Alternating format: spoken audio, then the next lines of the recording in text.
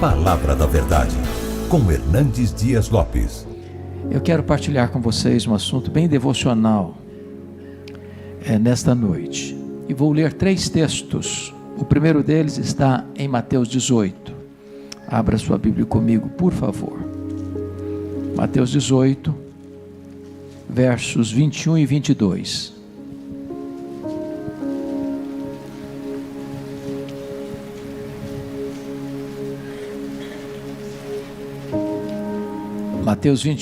Mateus 18, 21 e 22 diz assim: Então Pedro, aproximando-se, lhe perguntou: Senhor, até quantas vezes meu irmão pecará contra mim que eu lhe perdoe? Até 7 vezes? Respondeu-lhe Jesus: Não te digo que até 7 vezes, mas até 70 vezes 7. Segundo texto, Lucas 17, versos 3 a 5.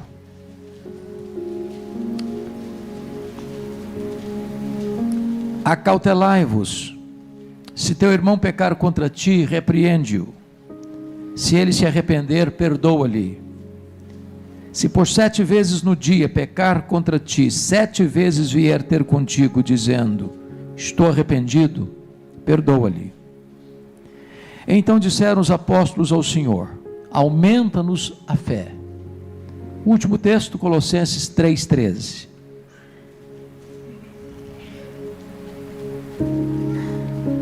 Está escrito, Colossenses 3,13.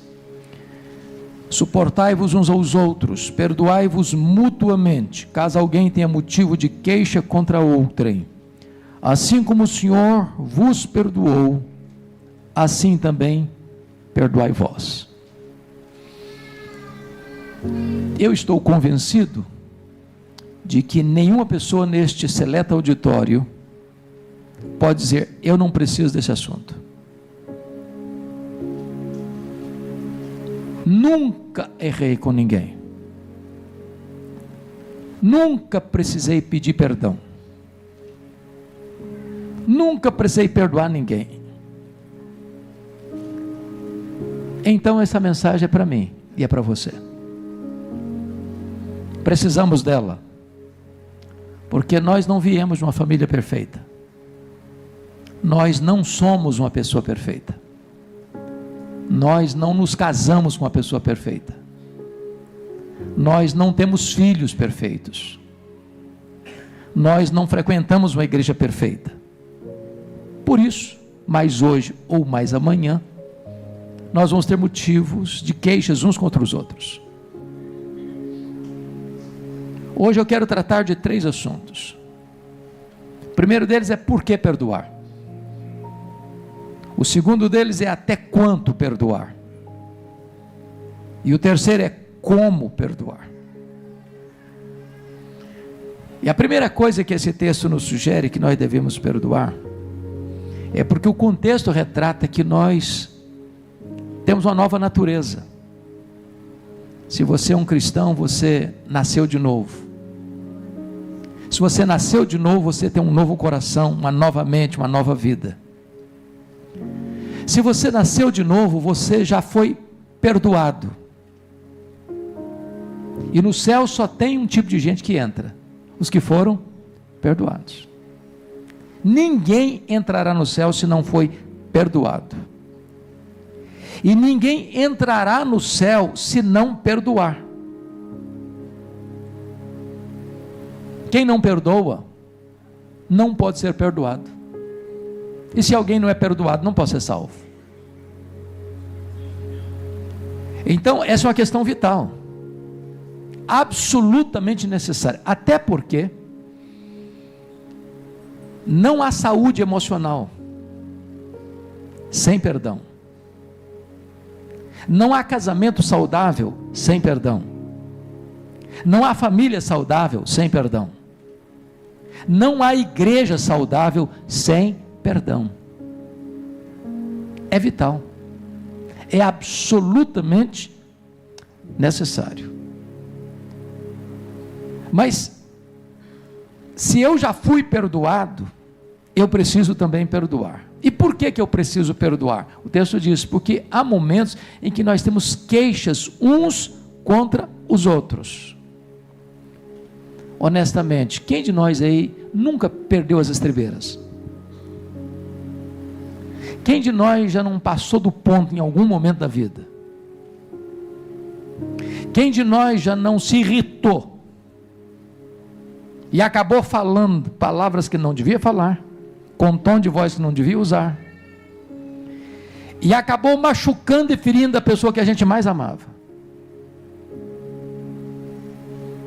Talvez você diga, mas será que crente comete erro um com o outro a ponto de decepcionar uns aos outros?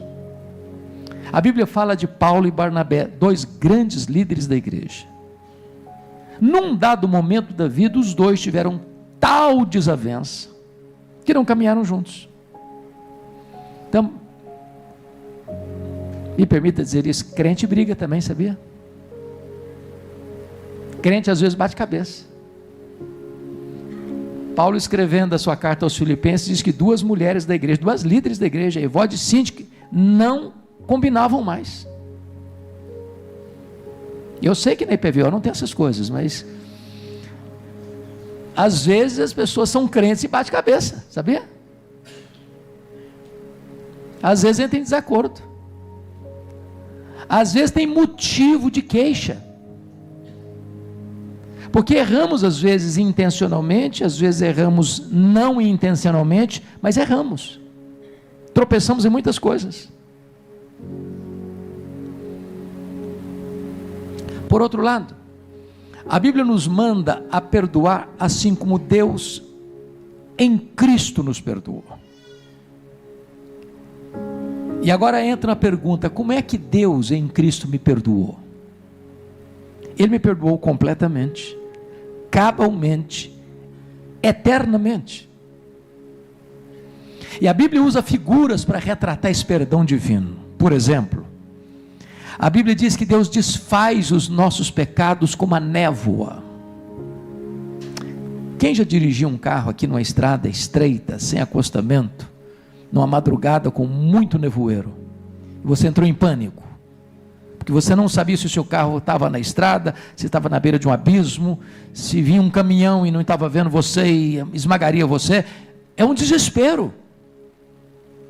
Daqui a pouquinho, aquela névoa se desfaz, fica tudo claro. É isso que Deus faz com os seus pecados. Deus desfaz os seus pecados como a névoa. A Bíblia diz que Deus apaga as nossas transgressões e delas não mais se lembra. Deus não faz registro mais dos seus pecados. E quando a Bíblia diz que Deus não se lembra mais dos seus pecados, a Bíblia não está dizendo que Deus tem amnésia. Deus não tem perda de memória. Deus é onisciente. Significa que Deus nunca mais cobra de você uma dívida que já perdoou você. Deus nunca mais joga no seu rosto um pecado que já perdoou você. Deus não se lembra mais. A Bíblia usa a expressão de Deus lançar os nossos pecados para trás das suas costas, como dizendo, eu sigo para frente, seus pecados ficarão lá para trás, não vão ser mais registrados, estão cancelados, eu não vou cobrar mais de você. A Bíblia usa a figura que Deus afasta de nós as nossas transgressões, como Ele afasta o Oriente do Ocidente. Quanto mais você ir para o Ocidente, mais você se afasta do Oriente. É assim que Deus trata os seus pecados. Mas a Bíblia usa outra figura, que Deus pega os nossos pecados e lança-os nas profundezas do mar, nas camadas abissais do mar. E você sabe que há abismos no mar mais profundos do que, se nós colocássemos ao inverso, seria o Monte Everest, que tem 8.800 metros de altitude. Tem buracos no mar de mais de 10.000 metros. Deus, ao lançar os nossos pecados nas profundezas do mar, Ele está dizendo o seguinte: nunca mais eles serão achados. E Corrie ten Boom, vocês conhecem a história dela. Corrie ten Boom era uma judia holandesa, que a família dela na Segunda Guerra comete um crime contra o nazismo. Qual foi o crime que a família dela cometeu? A família dela, vendo que os judeus estavam sendo capturados e levados para os campos de concentração, queimados nos fornos, resolveu abrir um espaço na casa deles para esconder judeus. Refúgio secreto. Foi chamado esse quarto onde jogavam, onde se escondiam os judeus. Esse local foi descoberto.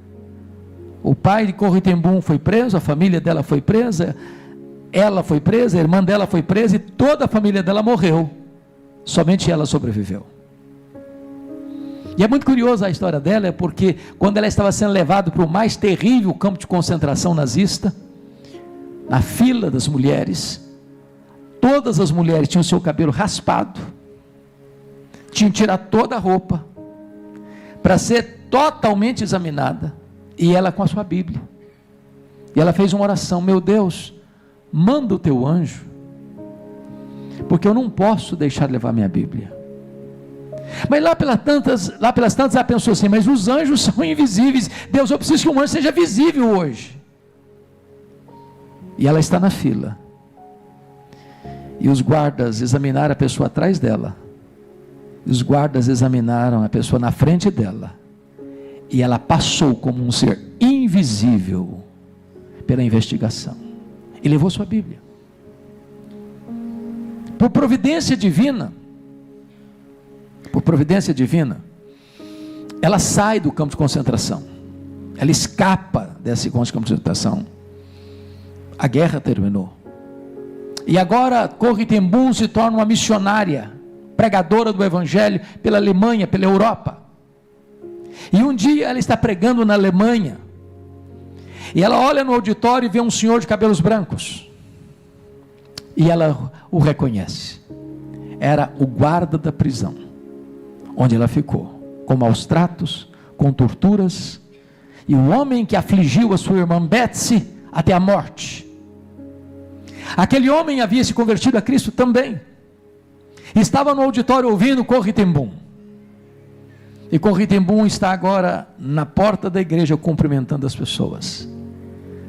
Quando ela vê este homem se aproximando e estendendo a mão para ela, e diz: Corrie ten Boom, eu preciso lhe pedir perdão.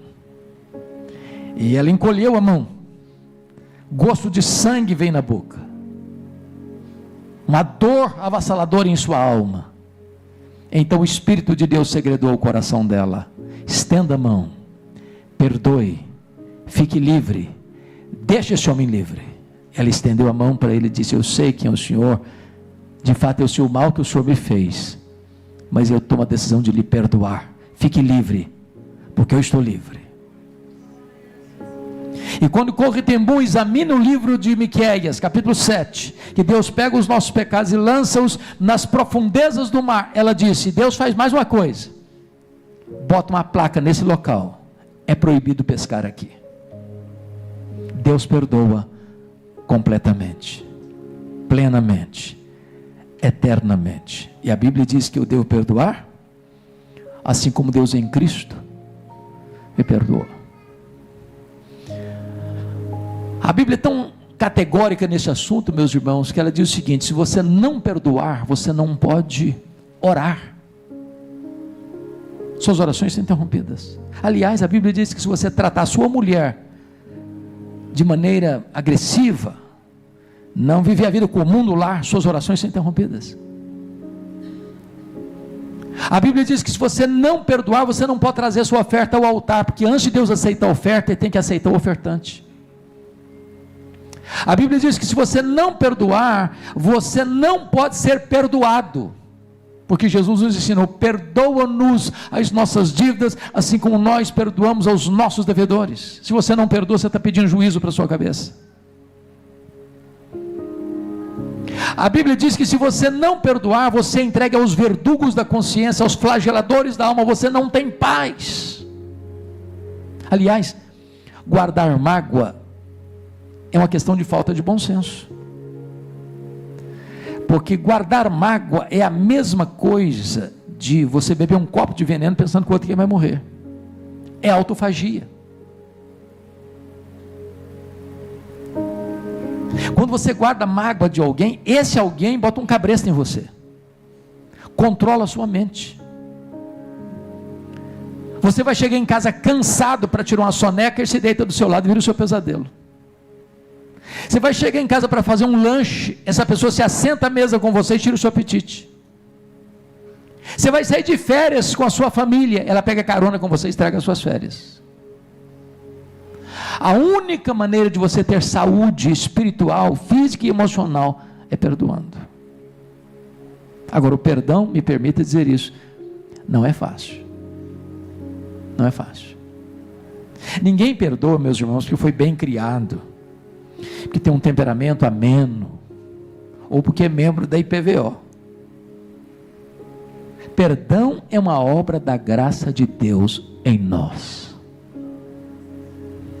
Eu já tive muitas dores na vida, muitas. Mas talvez até hoje a dor mais aguda que eu já senti aconteceu no primeiro ano do meu pastorado. Ano de 1982, eu estava começando o meu ministério em Bragança Paulista. Eu sou filho caçula, e meu irmão acima de mim, no dia 1º de agosto de 1982, completou 27 anos de idade, com 2 filhos pequenos. No dia seguinte, dia 2 de agosto, ele foi brutalmente assassinado, com 11 golpes de faca, todos mortais, pelo primo primeiro da sua mulher, gente criada conosco dentro da nossa casa. Quando eu recebi o telefonema, foi como um soco no meu estômago, eu perdi a voz. Quando Deus restaurou minhas forças, a primeira palavra que Deus botou na minha boca foi esta: eu perdoo o assassino.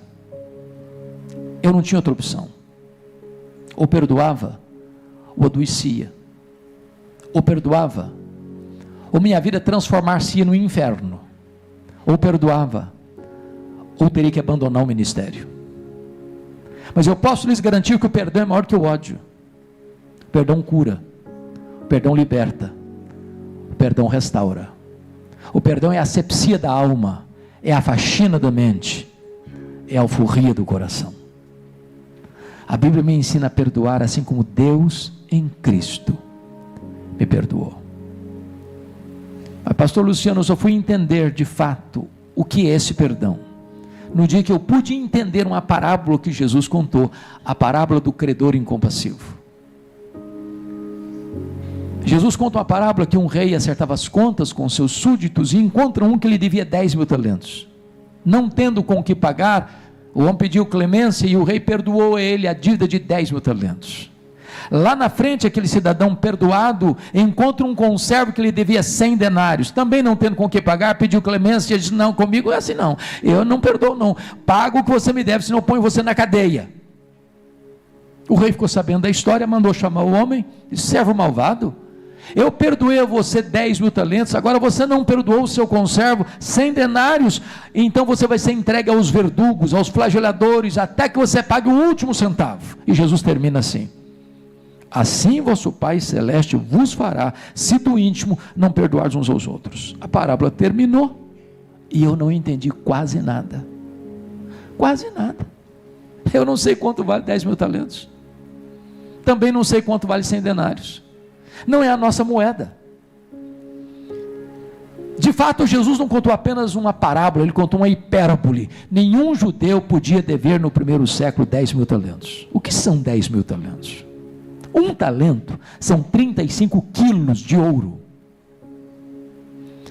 10 mil talentos são 350 mil quilos de ouro. Para você ter uma ideia, no período áureo de Israel, período de Salomão, todo o ouro que entrava nos cofres da nação eram 666 talentos por ano. 10 mil talentos eram todos os impostos da nação durante 13 anos. De acordo com o salário da época, para um homem granjear 10 mil talentos, ele teria que trabalhar 150 mil anos. Portanto, a dívida é o quê? Impagável. Pois este é o tamanho da dívida que eu tenho com Deus, que você tem com Deus, que nós temos com Deus. Nós nunca poderíamos quitar a nossa dívida com Deus. Sabe o que Deus fez com a sua dívida? colocou-a sobre Jesus. E lá na cruz ele pegou a escrita de dívida que era contra nós, rasgou, anulou, encravou na cruz e diz: está pago, está consumado, você não deve mais nada.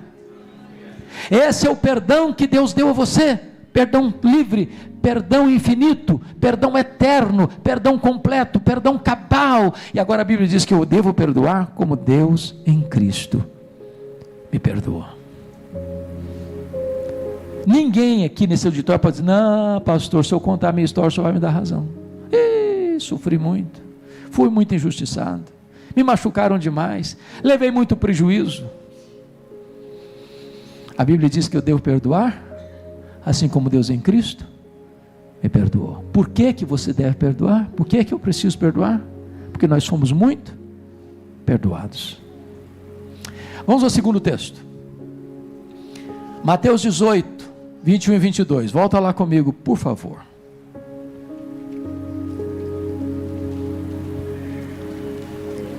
Agora a pergunta não é mais por que perdoar. A pergunta agora é: até quanto perdoar?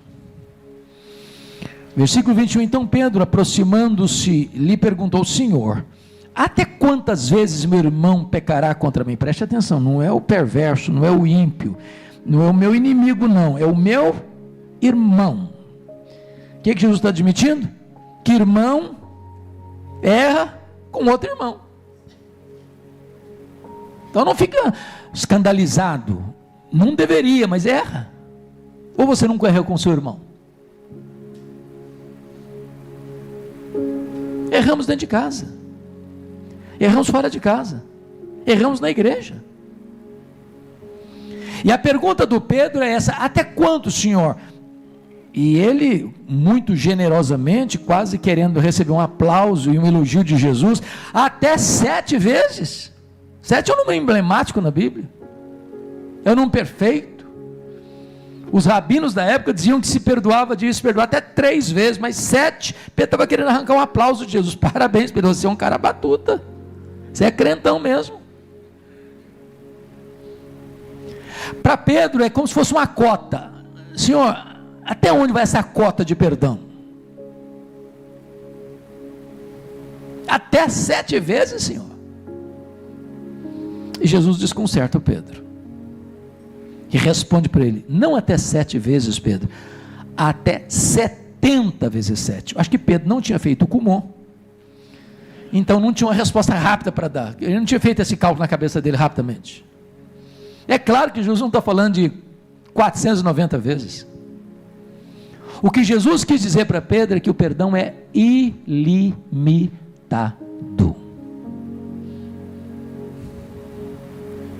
Se eu preciso perdoar como Deus em Cristo me perdoou, me permita fazer a perguntinha aqui para vocês: quantas vezes você já pecou contra Deus? Será que já chegou a 490 vezes?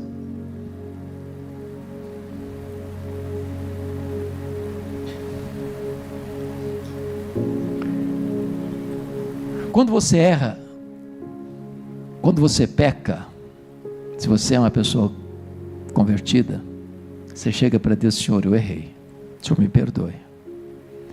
Aí no outro dia você diz: Senhor, o Senhor me perdoe, eu errei, tá, Senhor? Aí no dia seguinte falou: Senhor, o Senhor tem misericórdia de mim, eu pequei. Aí no outro dia você: Senhor, ó, estou aqui de novo, tá? Batendo na porta da tua misericórdia, eu falhei outra vez. E o que você espera de Deus? Que Deus perdoe você, que Deus perdoe você, que Deus perdoe você, que Deus perdoe você, que Deus perdoe você. É quantas vezes, Senhor? 70 vezes 7, ilimitadamente. Não é cota, não é cota. Se fosse cota, já tinha extrapolado essa cota há muito tempo. Só que a pergunta de Pedro não tem a ver com quanto Deus já perdoou você, porque isso é infinito. A questão é: e agora? Como é que eu vou aplicar isso na minha relação com o meu irmão? Não é com o inimigo, não, é com o meu irmão, com gente da mesma família.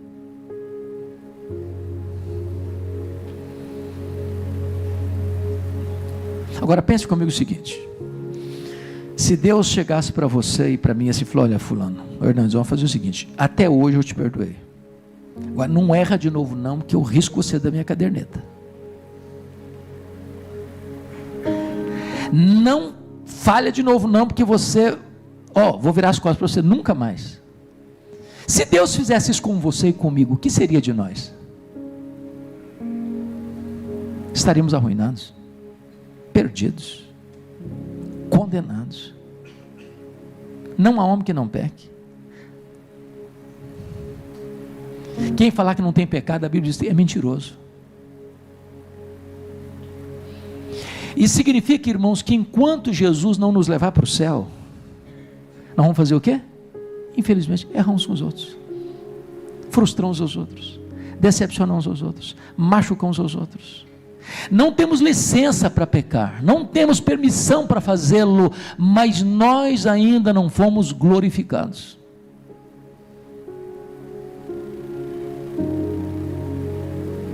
Até quanto vão perdoar, Senhor? Até 70 vezes 7. Continua perdoando. Continua perdoando. Continua perdoando. Agora, me permita dizer isso, porque é um outro ponto muito importante. Há muitos crentes, meus irmãos, que enfrentam um outro problema nesta área, que é perdoar a si mesmo. Pastor Luciano, no gabinete pastoral, e eu, na minha caminhada também, já temos visto tanta gente assim. A gente cometeu um erro lá atrás, que nunca conseguiu superar. Ou gente que sofreu um abuso na infância, nunca conseguiu se recuperar. Gente que foi machucado por palavras, por atitudes, às vezes de pai, de mãe, de parente, de marido, de mulher, de alguém próximo, e não consegue se perdoar. Ou gente que cometeu um deslize, um erro moral, e que não consegue mais se recuperar, sair dessas teias da culpa, do chicote da acusação. Gente que vive numa verdadeira masmorra espiritual, prisioneiro, com algemas invisíveis, num pelourinho, açoitado diuturnamente pelo chicote da culpa, atormentado de dia e de noite. Certa feita eu fui convidado para fazer uma visita a uma senhora. Essa senhora tinha 80 anos, e o filho mais velho disse para mim assim: pastora, minha mãe sempre foi uma mulher triste, sempre, cronicamente triste.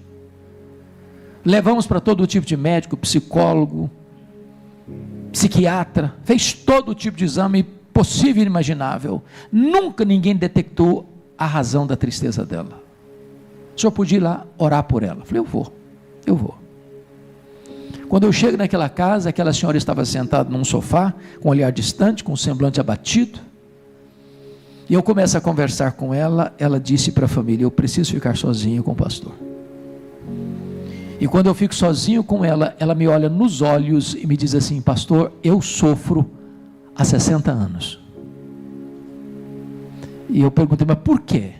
Ela me respondeu: eu traí meu noivo, ele nunca ficou sabendo. Fui casada há muitos anos com ele, sou viúva há vários anos, mas aquele pecado está tão vivo na minha memória, como se eu tivesse cometido hoje de manhã. Eu não tenho paz, eu vivo debaixo do carrasco da culpa todo dia. Eu chorei com aquela mulher, falei para ela da graça de Deus, contei para ela do sangue do Cordeiro que nos purifica de todo pecado, e aquela mulher com 80 anos se rendeu a Cristo. Tive o privilégio de discipulá-la, de batizá-la, de acompanhá-la mais 10 anos, uma mulher que tinha um sorriso nos lábios agora, mas que nunca tinha perdoado a si mesma, nem recebido o perdão de Deus. Estou pregando em São Paulo, pouco tempo, e uma mulher veio para mim e me mostrou a palma da mão rasgada.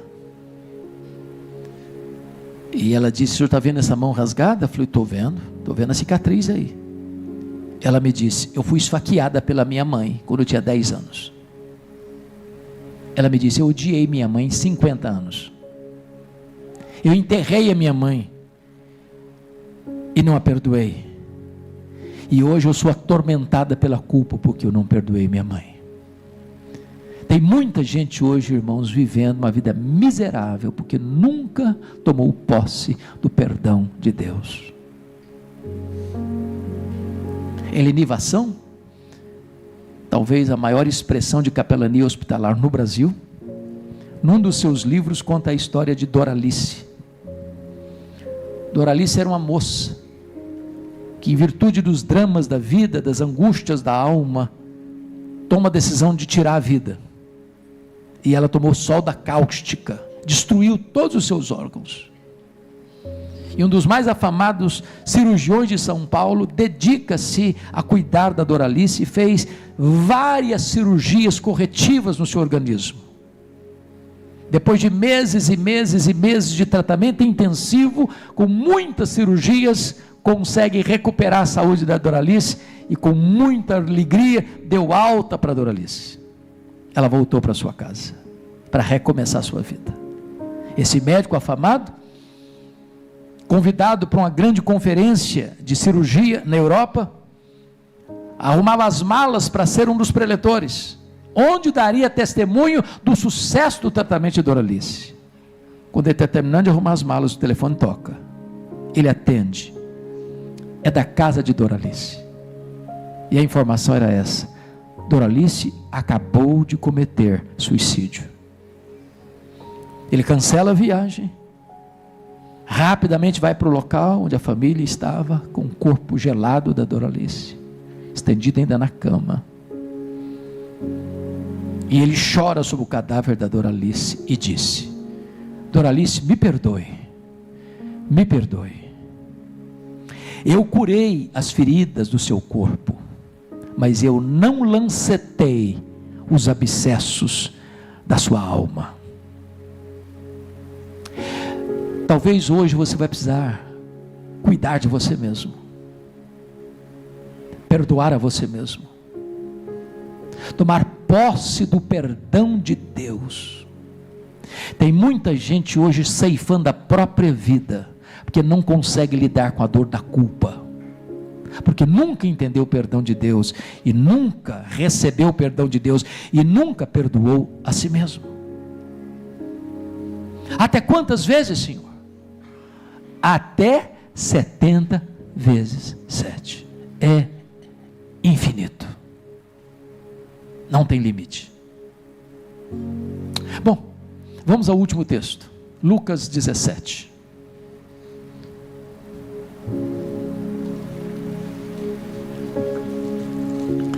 Em Lucas 17, meus amados, a pergunta não é mais por que perdoar, a pergunta não é até quanto perdoar.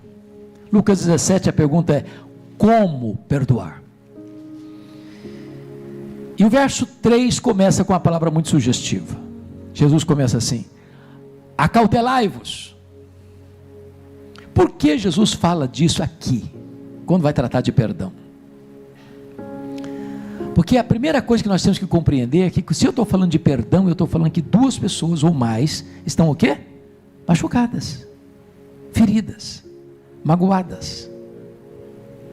Eu preciso de cautela, sabe para quê? Para não pegar uma marreta de 5 quilos para pregar uma taxinha, para não usar uma força desmesurada para resolver um problema. Gálatas capítulo 6 diz assim: se o teu irmão for surpreendido em alguma falta, vós que sois espirituais, corrigi-o com espírito de brandura. E a palavra corrigir aí, na língua original, é uma palavra da medicina ortopédica, de alguém que quebrou um osso, precisa ser colocado no lugar, tem que ter o quê? Cuidado, sensibilidade, está machucado, está doído, cautela. Me permita 2 exemplos. Vocês se lembram de João 8, quando aqueles escribas e fariseus pegaram aquela mulher apanhada em flagrante adultério e jogaram a mulher aos pés de Jesus com o dedo em riste, dizendo: a lei ordena que tais pessoas sejam apedrejadas, e tu o que dizes? Aquelas pessoas não estavam preocupadas com Jesus, elas não estavam preocupadas com a lei, elas não estavam preocupadas com a mulher. Aquelas pessoas queriam usar aquela situação para acusar Jesus e levá-lo à morte. E a Bíblia diz que Jesus não respondeu nada para eles. Ao contrário, agachou-se e com o dedo começou a escrever no chão, com a poeira do deserto que caía. E eles insistiram com a pergunta: e aí, não vai responder? A lei manda apedrejar, tu o que dizes? E Jesus então diz assim: se alguém tiver sem pecado, atire a primeira pedra. E é curioso que a palavra escrever no chão não é grafê, é epigrafê no grego, trazendo a ideia de que Jesus estava não só escrevendo algo, mas talvez escrevendo em letras garrafais os pecados dos acusadores. E eles foram se retirando, um por um, a partir do mais velho. Então Jesus se volta para a mulher e pergunta assim: mulher, onde estão os teus acusadores? Eles não te condenaram? Eu também não te condeno. Vai, não peques mais. Jesus tratou do problema, mas Jesus tratou da pessoa que cometeu o problema. Jesus cuidou da pessoa machucada, pecadora, para restaurá-la. Cautela, tato, bondade, misericórdia. Vamos ao segundo exemplo. Pedro negou Jesus covardemente. Aí Jesus manda um recado através do anjo para as mulheres: olha, ide dizei aos seus discípulos e a Pedro. A menção de Pedro, só o fato de Jesus mencionar Pedro, já é uma tonelada de graça. É um cuidado especial. Alguém que se sentia desqualificado, alguém que dizia: não, para mim não tem mais chance, para mim não tem mais vez, eu estou perdido, agora eu não consigo mais retornar. E talvez Pedro esperasse de Jesus uma baita de uma reprimenda: você é um covarde, Pedro, você faz promessa e não cumpre, Pedro, você é um fracasso, Pedro. Não, Pedro, tu me amas, Pedro. Tato, jeito, graça, misericórdia no trato do perdão. Acautelai-vos. Porque às vezes, irmãos, até no ato de pedir perdão a gente pode demonstrar arrogância, ou até no ato de perdoar a gente pode demonstrar arrogância. O cara chega para o outro e fala: eu sou um homem cheio do Espírito Santo, um homem muito espiritual, e por esta razão, porque sou muito generoso, resolvi perdoar você que é um crápula. Pronto, eu não resolvi o problema, eu fiz um outro, piorou a situação. Cautelai-vos, acautelai-vos. Se o teu irmão pecar contra ti, repreende-o. O que Jesus está querendo nos ensinar aqui? Primeiro, ele está querendo nos ensinar aqui que o tempo, no que tange a perdão, não é o Senhor da razão. Conhece essa frase brasileira? O tempo é o Senhor da razão. Tem gente que não, fulano de tal errou comigo, eu estou machucado, estou ferido, estou magoado, estou cuspindo marimbondo, mas o tempo vai acalmar, a poeira do tempo vai cobrir isso. Vou botar no congelador, vou botar debaixo do tapete, daqui a pouco melhora. A Bíblia não ensina isso não. Tempo não cura ferida, tempo gangrena a ferida. Deixa eu dar 2 exemplos. Vocês se lembram quando Jacó saiu de casa, depois de enganar o pai, traiu o irmão? Às vezes a gente pensa que o Pedrão lá, que Jacó, eu falei Pedro? Falei? Jacó. Que o Jacó era um adolescente. Sabe quantos anos tinha Jacó quando ele saiu de casa, brigado com o pai? Ou melhor, brigado com o irmão depois de enganar o pai? Ele tinha 77 anos. Isso mesmo, 77 anos. Dá para saber isso? Sua idade. Ele tinha 77 anos. É fácil você fazer as contas para saber que ele tinha 77. Ele passou 14 anos trabalhando na casa de Labão, para ter o privilégio de casar com as duas meninas. Aliás, casar com a Raquel, porque a outra veio no pacote por engano. Depois de 14 anos nasceu José. Então ele tinha 91 anos. E ficou lá mais 6 anos, 20 anos. Então José tinha 6 anos. Ele tinha 97. O José foi vendido para o Egito com 17 anos. Então o Jacó tem 108 anos, quando o José foi vendido. O José ficou lá 22 anos, até levar a família dele para lá. A Bíblia diz que quando ele vai para lá, o Jacó tem quantos anos? 130 anos. Ele ficou 17 anos lá, morreu com 147 anos. Pois bem, o Jacó saiu de casa com 77, não era um menino. Ele ficou lá quantos anos? 20 anos. Quando ele retorna, o problema dele com o irmão dele estava vivo na memória dele, estava desesperado. 20 anos não foi suficiente para apagar da memória dele o problema. Deixa eu dar o segundo exemplo. Os irmãos de José venderam José, mentiram para o pai, enganaram o pai Jacó, 22 anos. Aí eles vão para o Egito, e José testemunha a crise de consciência deles 22 anos depois. A Bíblia está dizendo: se o teu irmão pecar contra ti, não bota debaixo do tapete não. Se o teu irmão pecar contra ti, não deixa o tempo rolar sobre isso não. Se o teu irmão pecar contra ti, repreende-o. Agora preste atenção em outra coisa. Qual às vezes o que acontece? Meu irmão pecou contra mim, eu vou para o fulano: rapaz, você precisa saber o que o fulano fez comigo, ele me arrebentou. Aí eu espalho para todo mundo que o fulano pecou contra mim. Não, pior, hoje nós usamos as redes sociais. Irmãos, eu sou amante das redes sociais, eu uso as redes sociais, eu acho que é uma ferramenta maravilhosa para você levar a esperança do Evangelho, mas é uma abominação você ter um problema com uma pessoa e você espalhar para o mundo inteiro que você tem um problema com aquela pessoa, quando às vezes você nem foi com aquela pessoa para resolver o problema com ela.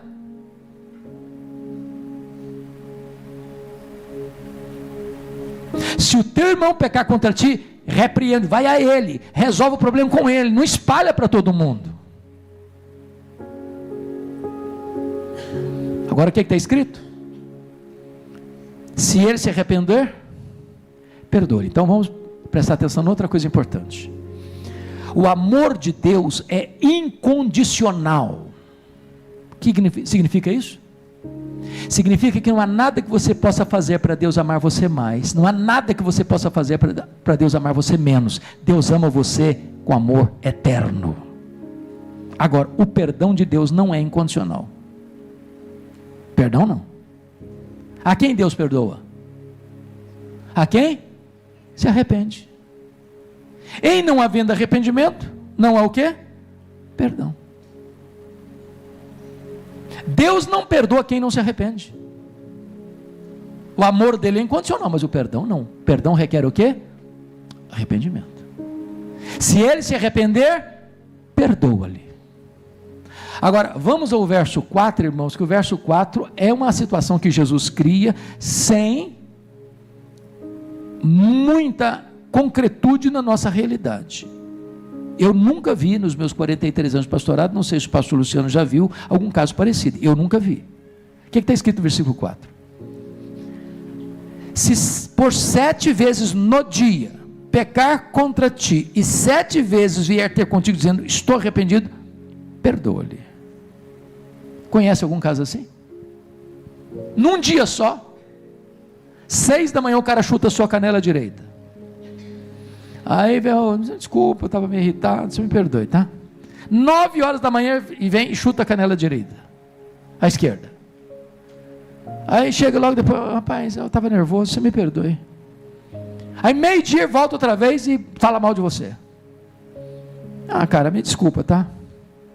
2 horas da tarde ele vem de novo e dá uma bofetada na sua cara. Ah, desculpa, tá, cara? 6 da tarde ele volta outra vez e abusa de você. Aí, 7:30 da noite, chega e abusa outra vez. Se fosse hoje, o que você diria para um cidadão desse? Ô cara, você está brincando com a minha cara, né? Você está pensando que eu sou o quê? Sou um capacho, cara? Você não aguenta isso, aguenta? 7 vezes no mesmo dia. Por que Jesus usou essa possibilidade tão exagerada?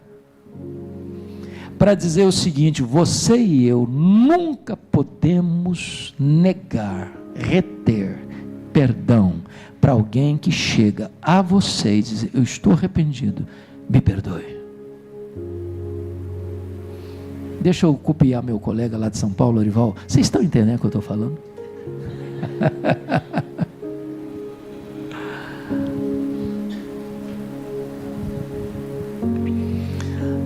Terminando,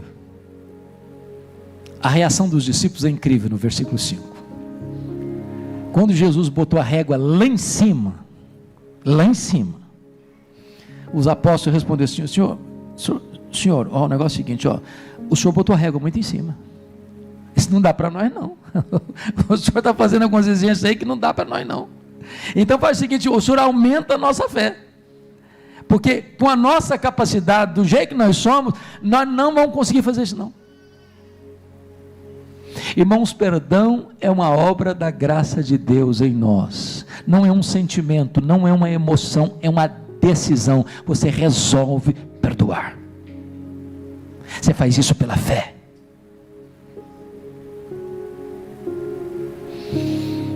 A minha oração nesta noite, por isso que disse que é uma mensagem muito devocional,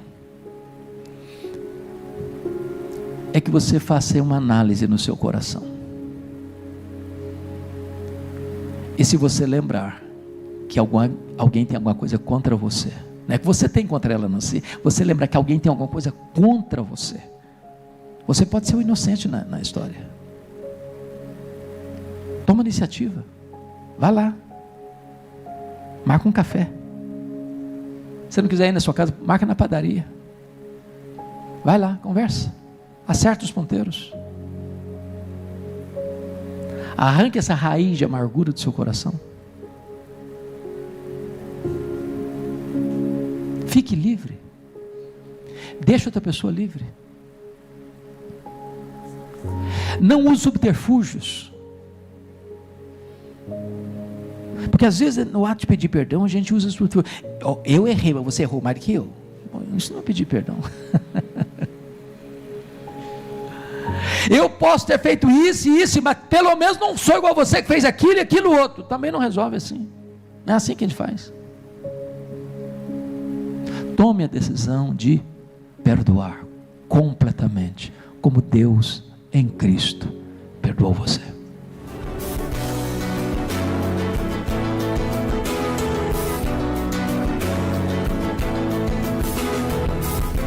Palavra da Verdade, com Hernandes Dias Lopes.